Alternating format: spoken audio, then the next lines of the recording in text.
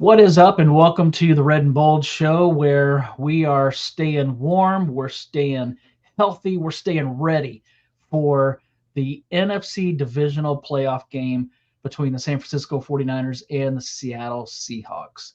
Thank you for joining us. I'm Marc Adams. I'm one of your hosts. You can find me at 49ers Camelot, and I'm joined by the great Anthony Robertson, who we call Ant. You can find him at 49ers Cutback. Ant, how's it going? Are you ready for this weekend?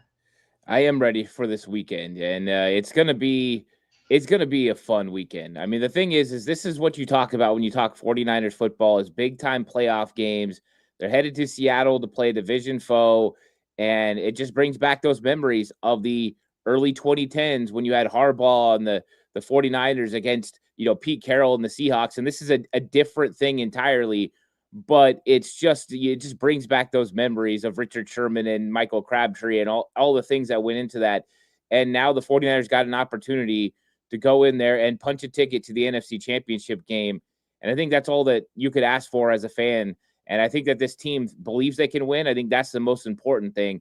They believe it, and I don't see why anyone should try to dissuade them from believing that, because they've been able to overcome every single obstacle that's come their way this season. It's just amazing to see what they've been able to do. And yeah, I'm pumped to watch this game. I think it's going to be a great one. Yeah, I think it's going to be a lot of fun. 2 weeks ago, the 49ers had their chance to punch their ticket for the first overall seed in the NFC playoffs. That didn't happen. This time around, we'll have to see. I don't expect them to play as poorly as they played 2 weeks ago. But again, we'll have to see. They're playing against a really good Seattle defense and a really good Seattle run game. So we'll talk about that in a minute. But yesterday, the 49ers opened Fred Warner's practice window.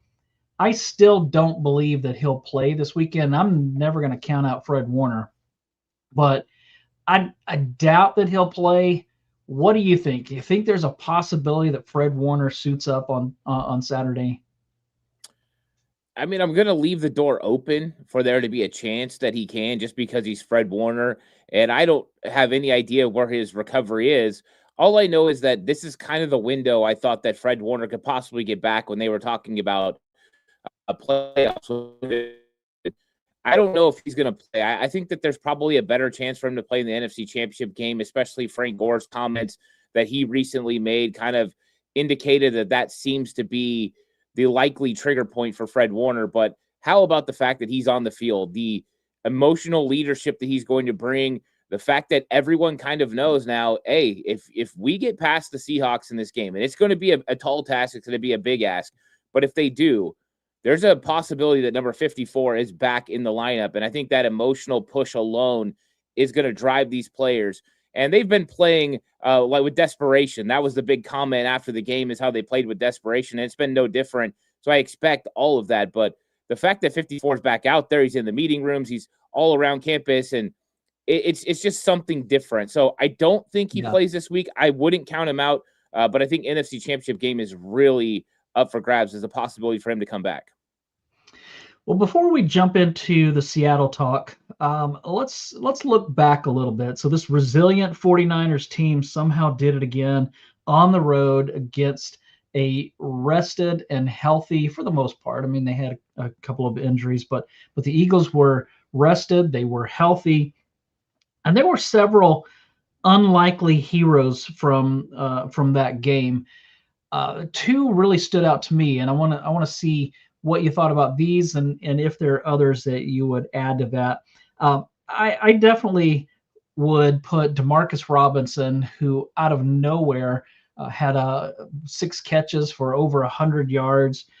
Eric Kendricks was all over the place, and of course knocked the ball away to close out the game. Were there other unlikely heroes? I thought that Marquis Siegel was really good. But who jumped out to you that you didn't expect to jump out? Well, I think I start with Garrett Wallow. I mean, Garrett Wallow was a guy that, what were you going to get at will linebacker? He really came in, the Seattle game after injury to D. Winters, and what were you going to get from Wallow? And it was a little inconsistent in that game. And then he comes on the scene and not only is he a very good tackler, but he was making some plays around the line of scrimmage that we haven't got from linebackers this season. I mean, the guy stepped up, and I think everyone can kind of feel the same way Kyle Shanahan did. Shanahan didn't even know who the guy was either until he got in the building, and we didn't really know who this guy was until we seen him making plays.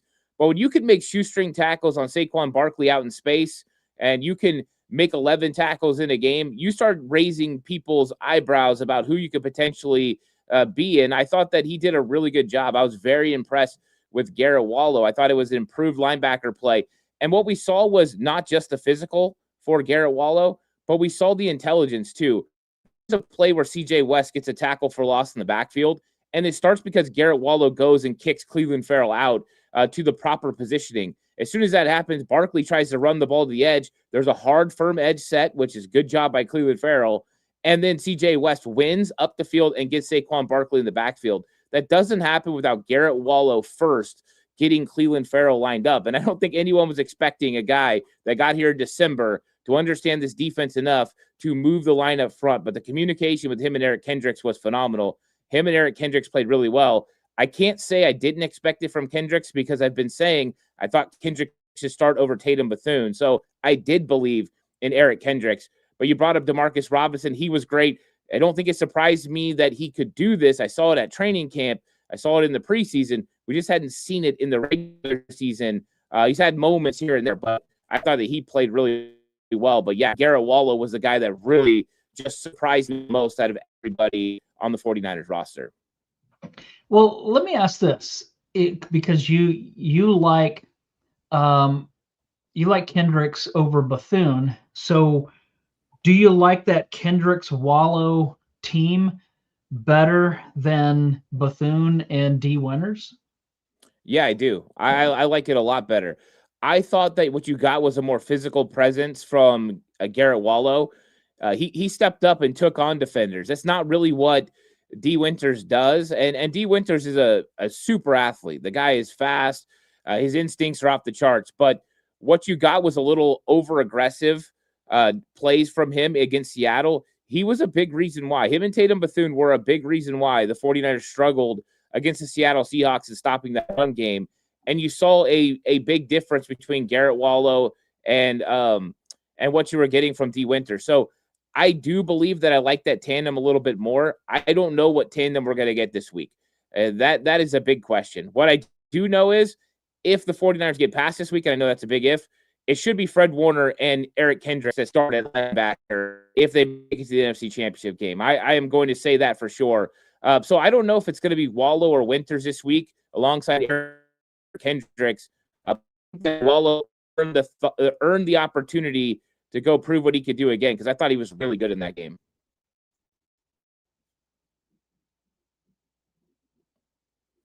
Mark, you're muted.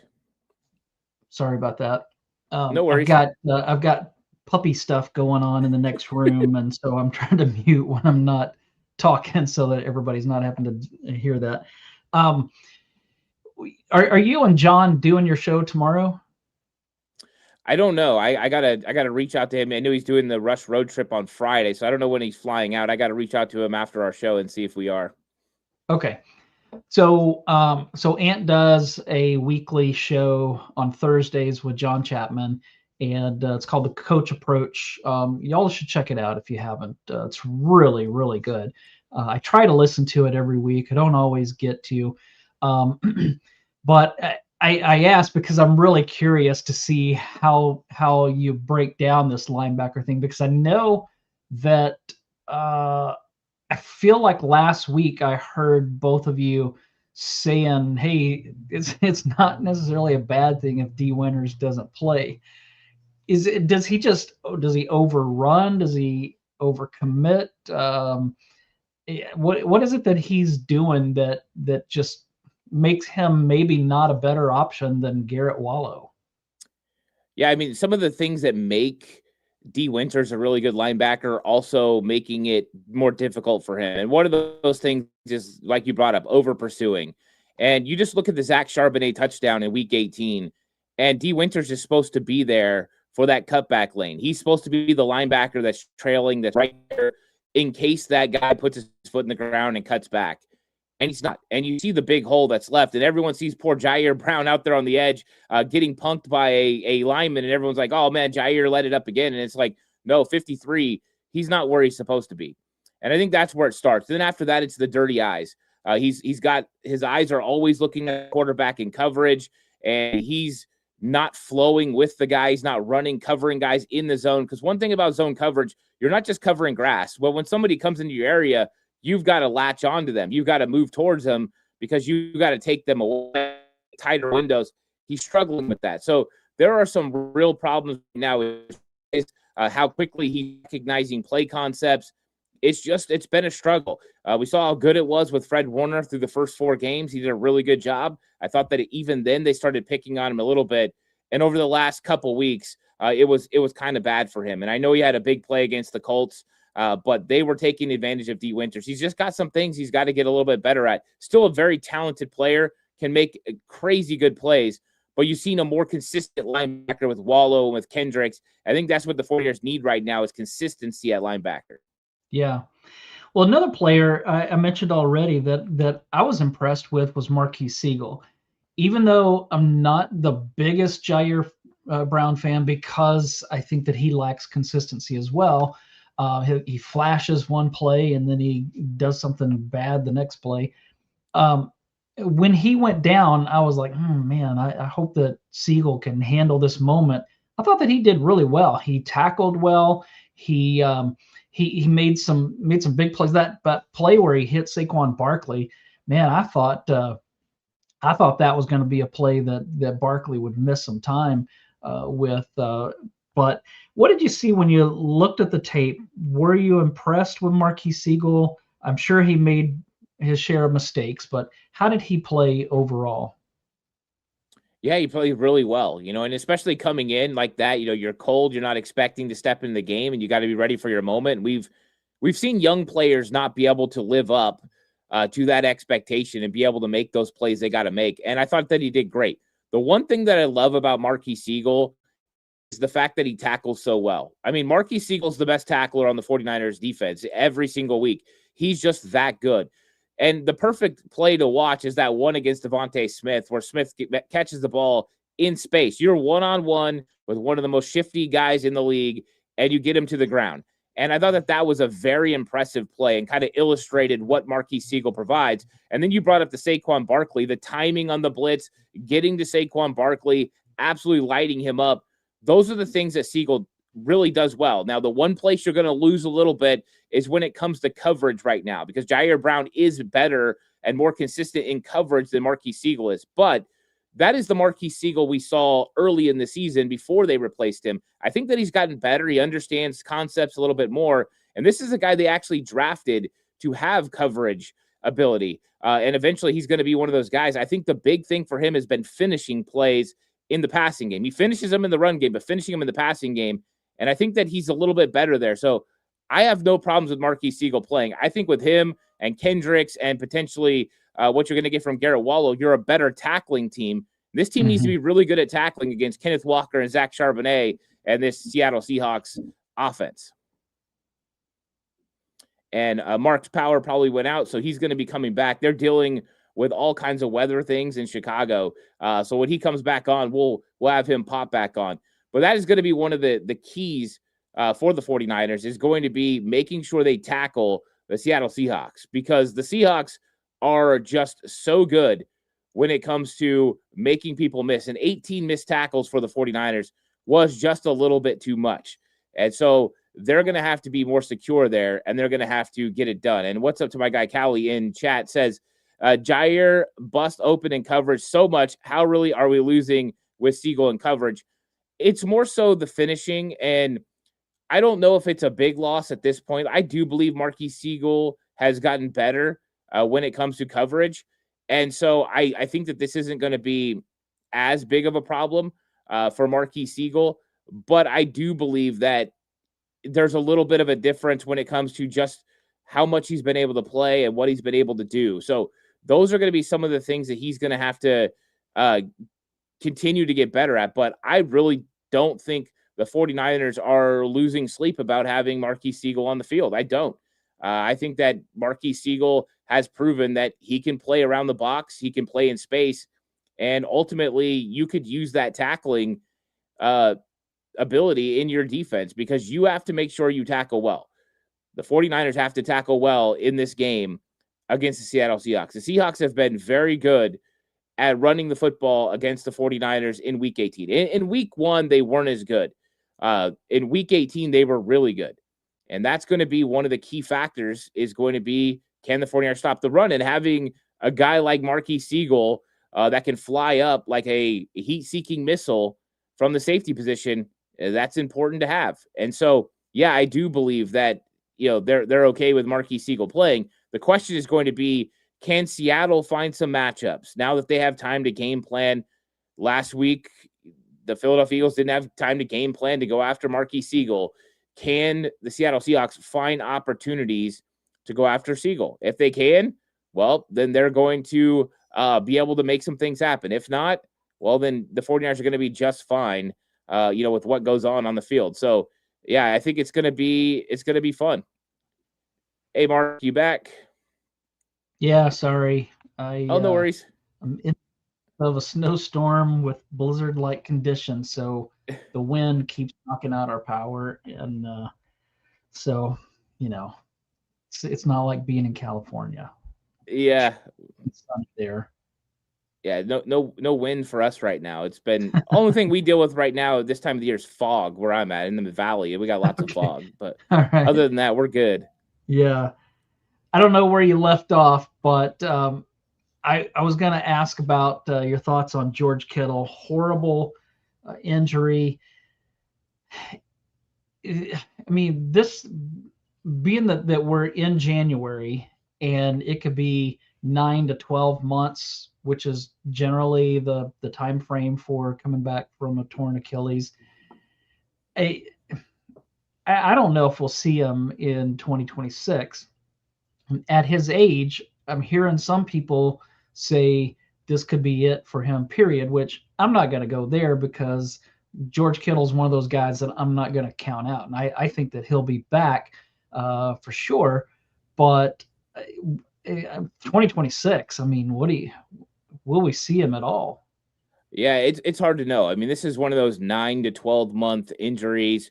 Yeah, I know he's a little bit older, but when it comes to George Kittle, he's a guy that attacks injuries. He's a lot like Fred Warner that way, where they just attack injuries. Now, he's had a lot more injuries in his career than Fred Warner, who's stayed primarily healthy. But I do believe that he's going to attack this. He's having surgery, and I think after that, the recovery process is going to be full go for George Kittle. And I expect him to make a comeback at some point. The question is going to be when. I think the most realistic is probably sometime at the end of 2026, early 2027.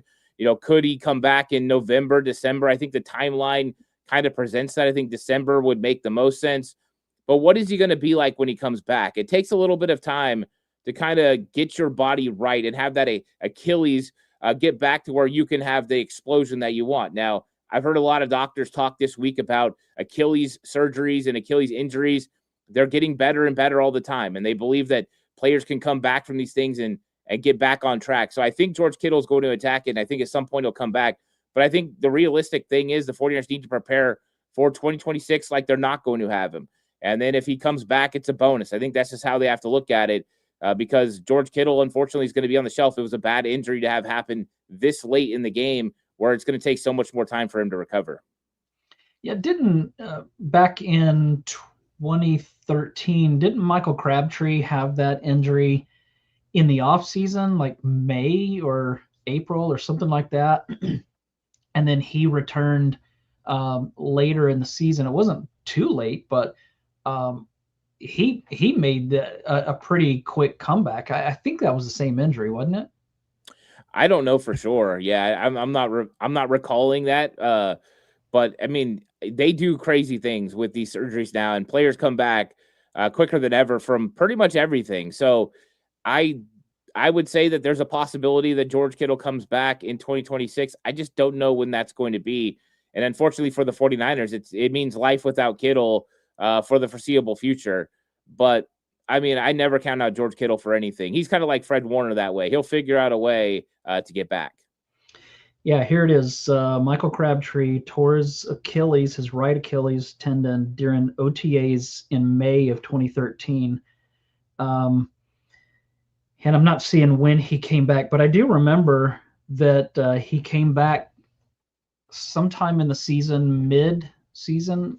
I feel like, and, and did okay, and then obviously was there in the playoffs. So it is possible for Kittle to come back during the season. Hopefully that'll go well, and just really sad to see that. But how great was that call? The reverse that where Jennings ended up with the ball, threw it to McCaffrey. Great throw with a defender just about to pound you, and then a great catch by McCaffrey. Brilliant call by Shanahan in just the right spot. Yeah, I mean, it came at just the right moment. It was executed, I wouldn't say flawlessly, but well enough. Sky Moore made it a little bit interesting on the pitch, but what a thought process on that, and what a call. And I love that Kyle Shanahan, tips the cap to Clay Kubiak as well and said, "Hey, Clay brought this up. We talked about it, and we thought this was a really good time to make it happen." And when you go back and you watch some of the things that happened earlier, you could see that, yeah, it was opening up. So this is where your eye in the sky, Clay Kubiak, paying attention to what the defense is doing, how they're responding to each player, helps you be able to call the right play at the right time. And it was exactly the right play at the right time. The momentum shifted hugely in the Yeah. 49ers' favor on that one. And the difficulty of that play, it's extremely difficult. Brock Purdy's handing the ball off underneath the Sky Moore instead of over the top like he normally does. Then Moore's got to pitch it to Jawan Jennings, and they're both moving, so you got to get the pitch right.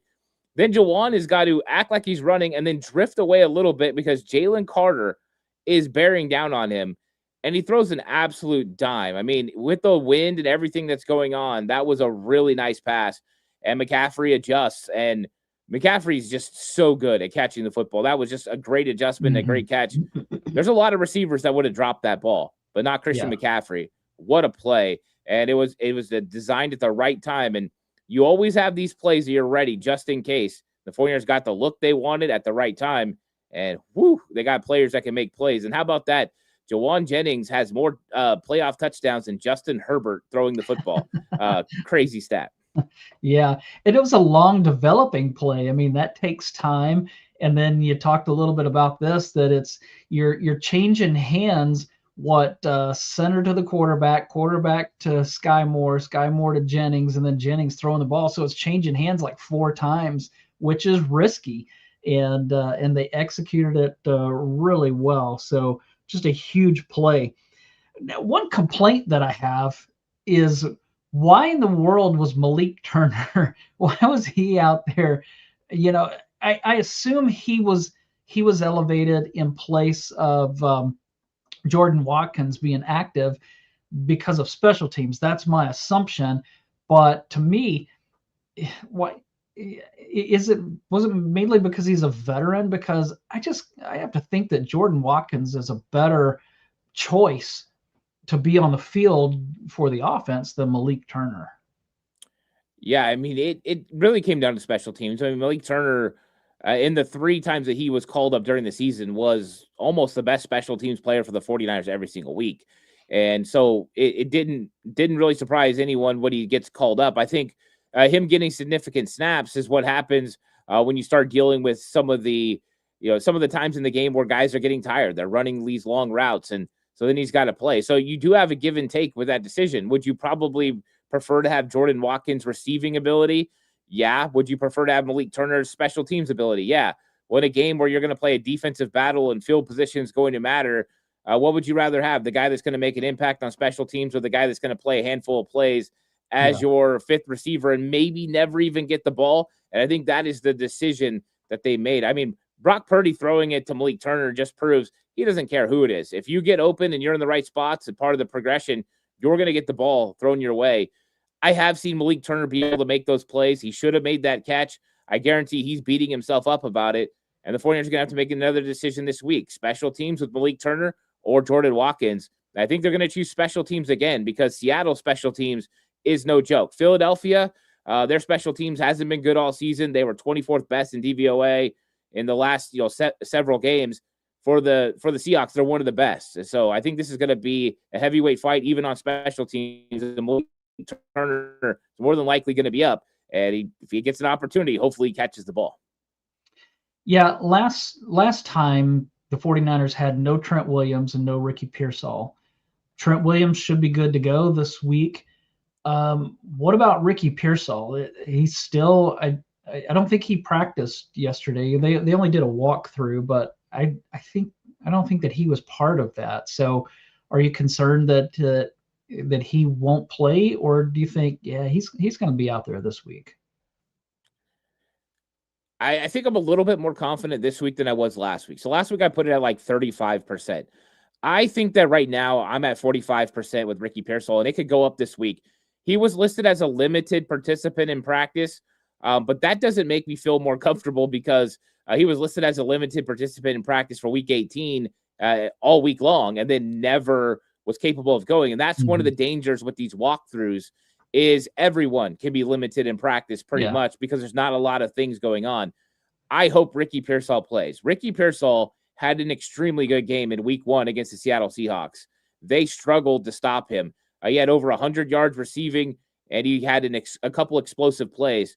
The 49ers could use Ricky Pearsall to kind of stretch things out for the Seattle Seahawks and create some opportunities, not just in the passing game, but for Christian McCaffrey in the running game. And also what that does is help open things up for guys like Jake Tonjes and Christian McCaffrey in the passing game too. So I do believe that Ricky Pearsall is needed, but I don't know what his status is going to be. I don't know how bad he re-aggravated that PCL, and I don't think we're going to know until this week continues to progress. My guess is they're going to keep this thing close to the vest and make everyone believe he's playing, whether he is or not, and we'll just see what happens. But I hope Ricky's able to go. Yeah, they really need him because last time Purdy had no time to throw. He had no run game, no time to throw. And then when he did actually get off some throws, there's defenders everywhere. It's like they were playing with 15 back there. I mean, so I just think that they need somebody like Purdy or like Pearsall who can get open and give Purdy the opportunity to complete some passes. I don't want to see what they did last time. They've got to find a way to run the ball. They've got to find a way to move the ball. Last time they moved the ball at one point pretty well, and then that was when McCaffrey had the ball go off his hands and it was picked off. So they had some missed opportunities. But this game going in, they're getting the short straw again, having to play on Saturday. So they're yet again playing on not enough rest. So 2 weeks ago, the game was pretty ugly. How do you think that they can bounce back this week? And because I think that they're going to go in and be a different team this time because they're not going to go in and be embarrassed like they were last time. How do you think that's going to happen? Yeah, I mean, you look at the game in week 1 compared to week 18, and they basically just flipped. The 49ers won the time of possession by nearly 15 minutes in week 1. Seattle Seahawks won the time of possession by nearly 15 minutes in week 18. It's all about, being able to control the clock, control the ball. The one thing I can say about the 49ers is their defense has played really well against Seattle as far as keeping them out of the end zone. Seattle Seahawks only have one touchdown inside the red zone against the 49ers this year. 16% of the time they're scoring touchdowns against the 49ers. That is a stat that if the 49ers can keep up, they're going to be in the middle of this game no matter what happens. And even the game in week 18 that we're talking about them getting dominated because of the running game of Seattle getting 180 yards, the 49ers, like you brought up, were one play away from being in that game and it coming down to, hey, can Sam Darnold and that offense do something in the fourth quarter to keep Brock Purdy off the field? And I think that momentum was real. So I think when it comes to this game, it's not so much about, hey, having an effective run game or having an effective passing game. It's about having an effective offense that's going to create third and manageable situations. Seattle Seahawks are the best third down defense in the NFL. The 49ers are the best third down offense in the NFL. In week 18, you tip your cap, Seattle got the advantage. They held the 49ers to 2 of 11 on third down. In this one, the 49ers have got to be better at that. And if they are, and they do what they did in week 1, and they were able to convert on 3rd down, they were able to convert on 4th down, they were really good against Seattle's defense, then they will stay on the field and they will be able to get some things done. I think that's going to be one of the key factors in this game is going to be 3rd down offense for the 49ers, staying on the field. And it doesn't matter if it's McCaffrey running the ball or if it's Brock Purdy completing passes. All of it is good. 4 to 6 yards per play. That is going to be the key method to the 49ers being able to beat Seattle on Saturday night. Yeah, and I think that Kyle Shanahan will be ready. He was ready for that Philly defense. And I think that he'll be more ready this time than he was 2 weeks ago. But how about that Seattle run game? Can the defense slow them down to make it to where it's not like it was last time? Because last time they couldn't stop the run. They couldn't tackle. They missed, 18 tackles in that game. And then Sam Darnold was able just to, with that effective run game, just kind of pick and choose in little spots, and he did just enough. I think that if they can put the game on Sam Darnold's arm and on Sam Darnold's head, then I think that they have a really good chance to win that. So to me, it comes down to shutting down that run game, or at least slowing it down, and doing a much better job of tackling, staying out of 3rd and short. How do you see that when the Seahawks have the ball? Yeah, I think that that's exactly right. You got to slow down Kenneth Walker and Zach Charbonnet. That offense, you could tell the difference between the week 1 and the week 18 because of how successful they were. Kenneth Walker rushed for 6.1 yards per carry, and Zach Charbonnet was over 4 yards per carry too. Like, you just can't let that happen. Those guys reeled off some explosive runs, 180 yards on the ground. Zach Charbonnet with the big touchdown to kind of kick off the scoring for Seattle. And that's the thing. They have slowed down when they're in the red zone. They haven't been as effective. 49ers have forced field goals against them consistently. And that's exactly what you have to do to kind of keep yourself in the game, is stop that run and then force field goals. Now, how do you stop the run? That's going to be the bigger question. Can you be hyper aggressive, bring an 8th guy into the box, and put it on Sam Darnold early? I think the 49ers might have to find out what that looks like. But Robert Saleh doesn't like being super aggressive usually early. He likes to limit explosive plays down the field, but they might have to just take some chances and say, you know what, Sam Darnold's got to go prove he can hit Jackson Smith-Njigba or Rashid Shaheed down the field, and he's going to have to make 49ers pay, because I do think they're going to have to be aggressive and stop that run. I do think the veteran linebackers for the 49ers are going to make a big difference, though, playing in their gaps. CJ West and Alfred Collins playing in their gaps as well. Crazy stats about CJ West and Alfred Collins this week. I don't know if you saw it, Mark, but there are some things that were huge with them. And CJ West was just so good when he was on the field. So I think that the 49ers know what they got to do. They're going to be aggressive around the box, and they're going to try to put the onus on Sam Darnold. And I think that's exactly what they have to do. Yeah, what was that the Eagles what they gained per play when CJ West was on the field versus when he wasn't, and then the same with Alfred Collins. Yeah, I did see something like that, and it was pretty stark. Yeah, Nick Wagner, they had 19 carries for 85 yards. That's 4.5 yards per carry when CJ West wasn't on the field. When he was, it went down 1.3 yards per carry when CJ West was on the field. And when West and Collins were on the field together, it went down to 2.9 yards per carry. That is a crazy difference. And that's exactly why they drafted those two guys, was to stop the run and earn the right to rush the passer. Now, we know the pass rush has been a little bit of a struggle, but they have been able to get to Sam Darnold. In week 1, they got him once, and in week 18, they got him twice. So they can get to Sam Darnold sometimes. And so that's what they're going to have to do, stop the run early and then get after him on 3rd down. Yeah, John Wallace in the chat said, we're not scoring less than 16, and we're definitely not scoring 3. I don't know what everybody's worried about or thinking about, but we're not the same team going to play them this time. I would agree with that this isn't the same 49ers team that it was 2 weeks ago. Maybe Shanahan's going to be totally different this time. But I still worry because when it comes to this team, I'm always worrying. And so that's just what I do. But they're also playing at Seattle. That's a really good defense, good running game. on the road, and so that makes me a little nervous. But are you nervous about it, or are you pretty confident?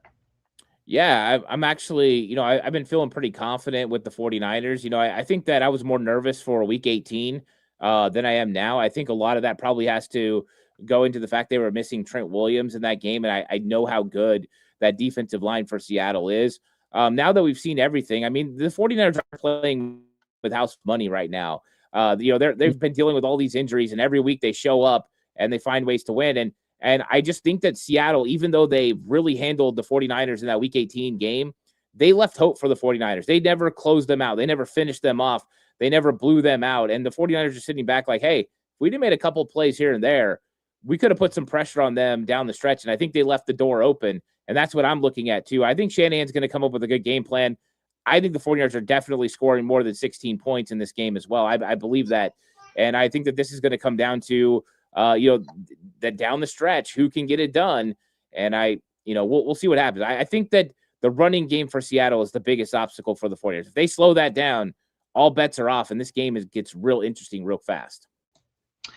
I would say, even though I am worried, like I always am, I do feel better about this one than I did that 2013 NFC Championship game when they were going to Seattle to play the Legion of Boom. That one I was more concerned about. Joe Carmack in the chat asks, is there any chance we see cowing this week? 0. That's what I think. I mean, maybe I should put it at 1% because you never know, but I don't think so. I think they brought him back. They want to get him some work. They do this with guys who are on IR who are able to come back. No expectation on him coming back this week. I just don't think you throw him into the fire, and he doesn't provide enough on special teams for the depth. You got Sky Moore that handles his role right now. I just don't think there's a need for him. I think we'll see him again next year, but I think he's not coming back unless Sky Moore was to get hurt in the next week or two, and then you have to bring him back for return purposes. Other than that, I don't think we see him. If he was Deebo Samuel that's been out all season, then yes, I would think that he would be on the field. But because he, like you said, he doesn't bring that much to what they're doing, I would agree. It's hard when you have a player that's missed the entire season to open up his practice window and a week and a half later have him on the field. That's a tall ask for any player, especially one that always seems to get hurt. Ronnie Montoya in the chat, will Kazir White be a scratch this week? Yes, and I think I mispronounced his is it Kaiser? Is that how you say his first name? Yeah, Kaiser. Yeah, so they added him to the practice squad last week, but then did not elevate him. I wasn't entirely sure why, but I wasn't thinking, yeah, he'll definitely play, but also wasn't thinking he's not going to be elevated. So Ronnie's question is, do you think that he'll be scratched again this week, or could he get elevated? Yeah, it was interesting. They went into the game against Philadelphia with 4 linebackers, and they haven't really done that this season. But they ran the risk because of the guys they needed to bring up from the practice squad that they felt were going to help the special teams the most. But one of those guys was Jalen Graham that came up. I think there's a chance that Kaiser White's ready to go. It's going to be, do they think that he's more ready than Jalen Graham? And I don't know where we're going to get with the health of Luke Gifford and D. Winters this week. But if both of them aren't capable of going, the 49ers will definitely elevate a linebacker. It'll be Jalen Graham or it'll be Kaiser White. And they just got to decide which one gives them the best advantage on special teams, which one gives them the best advantage if something happens in the game to step in there. I don't know how you don't watch games and see how these veterans are playing right now and say, you know what, it might be better to have a veteran player that's played in this league for a long time. So that could get Kaiser White on the field. But I also don't know, because we don't know what's going to happen with Fred eventually either. So this thing is getting close for Kaiser White. We'll see if it's this week. Yeah, I think that he would be a better option if the others are out. To me, he's a better option than Jalen Graham. But I'm not a coach. I sit on my couch and watch the games, so I don't know near as much as they do. So I'm not going to question the decisions that they make regarding those things. But to me, it just seems like, I mean, this is a veteran that's played a lot of football in the NFL versus Jalen Graham, who has played very little snaps on defense in his career so far.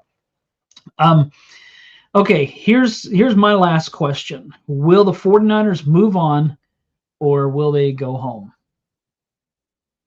I think they're going to move on. I think that this one's going to be tough. I think this is going to be a grimy game, another, try to figure it out game. I think there's going to be a lot of ups and downs for this football team, especially when you're playing a defense as good as Seattle. And I think this is going to be a heavyweight fight. The question is going to be, who can get it done in round 12? That's what I don't know what's going to happen there. I think the 49ers are going to make some plays, and they're going to make enough plays. I think Kyle Shanahan learned a lot last time that they played against McDonald, and I think that he's got a plan of what they're going to do to go out and attack.